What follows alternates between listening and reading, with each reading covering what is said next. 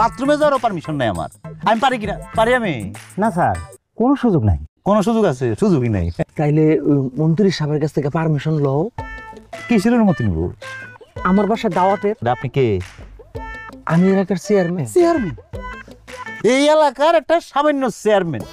আমি এই কথা কব মন্ত্রী সাহেবের ফোন দিয়ে, স্যার আমগো এলাকার সামান্য চেয়ারম্যান আমার কইছে দাওয়াত দিতে। এটা যদি স্যার শুনে আমার মান সম্মান, স্যারের মান সম্মান থাকবো?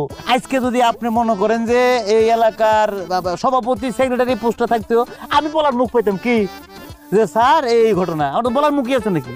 আমি কেমনে কই? এত টাকা পয়সা কামায় কি করলেন জীবনে? একটা পোস্ট পজিশন নিলেন না? হ্যাঁ বাজার, আমি তো এই জন্যই কালকে আমার বাসায় তোমার দাওয়াত দিছি। তুমি ওই থানার সভাপতি সাধারণ সম্পাদকের পোস্টটা আমার একটু লইয়া দাও। কইলেন না রইলো, মানে এর মুখের কথা? এই পোস্টার লাগে কতগুলা মানুষ আমার পিছনে কত বস্তায় বস্তায় টাকা নিয়ে ঘুরতেছে, আমি কি সব কথা কম নাকি?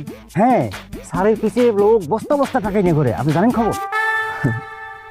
বাসান, টাকা কোনো সমস্যা না, সবাই যা দিব আমি তার বেশি দিব।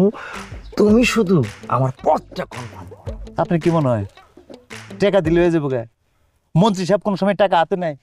হ্যাঁ, আর আমি টাকা হাতে নিব, এগুলো যদি কোনো কারণে মন্ত্রী সাহেবের কানে যায় আমার অবস্থা থাকবো?